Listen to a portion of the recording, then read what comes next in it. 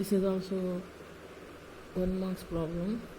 State fundamental theorem of arithmetic. This is the often repeating question in the examination. So here this definition you have to remember. Every composite number can be expressed as a product of primes, and this factorization is unique apart from the other in which the prime factors occur. This definition you have to buy this one, and always it comes for 1 marks. Next, this is also one of the important problem. Explain why 7 into 11 into 13 plus 13 is a composite number. So here first you have to know what is the meaning of composite number is. Definitions, 2 definitions are written here. The first definition is the number other than prime numbers are called composite numbers. Second definition is the product of 2 or more prime or other numbers is called composite numbers. These are the 2 definitions, means the numbers other than prime numbers are composite numbers. So the given problem you have to prove that this is a composite number. See here, solution 7 into 11 into you have to write as it is in the problem. Next here in the both this one, see here 7 into 11 into 13 plus 13, this is the 2 terms here. We have to take 13 common factor. 13, if you take 13 common factor, 7 into 11 remaining here, plus is plus, 13 1s are 13. Next 13 as it is, 7 11s are 77 plus 1, 77 plus 1 is how much? 78. 13 bracket means multiplication. 13 into 78 means this whole given problem is expressed as the product of 2 numbers, therefore it is a composite number. So this is also 1 marks here, 1 marks problem. Just remember this one. Theorem 8.7 in the state syllabus and 1.7 in the CBSE NCERT textbook.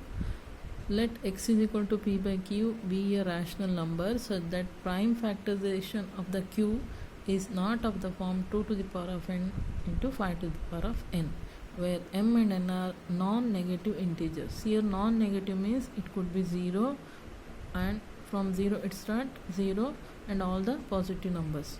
Then x is a decimal expansion which is non-terminating and repeating. So here if the denominator here q is the denominator, if the q is of the form, is not of the form 2 to the power of m into 5 to the power of n, here denominator is not of the form this one, then the number is non-terminating and repeating number. So here terminating means the remainder it is completely divisible.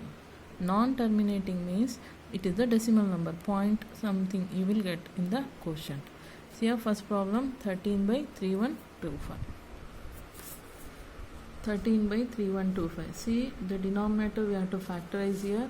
See already the factorization is like this. So 3125 can be written as 5 to the power of 5 into 2 to the power of 0. So here 2, it is not divisible by any 2 here, therefore we can write 2 to the power of 0 here. The value of 2 to the power of 0 is 1. 5 to the power of 5 into 1, again we are getting the same 5 to the power of 5 only. Therefore our purpose is reduce the denominator into the form 2 to the power of m and 5 to the power of n. The factors of the denominator is of the form 2 to the power of n into 5 to the power of n, therefore it is terminating decimal. Here m and n are non-negative integers. Here m is 0, n is 0 is also non-negative because after minus 1 then comes the 0, non-negative, then 5 is also a positive number. It is terminating decimal.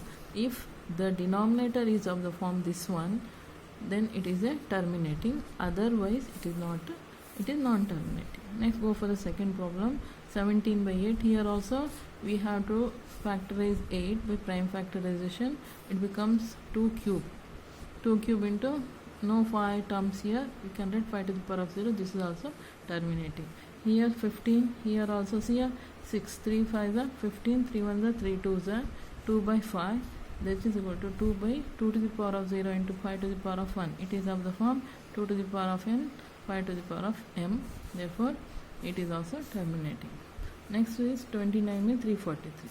See, in this case what happens, 343, we can divide it by 343 by 7 here, we get 7 cube. See here, in this one, denominator is not of the form 5 to the power of n and 2 to the power of n into 5 to the power of n, therefore it is non-terminating and repeating.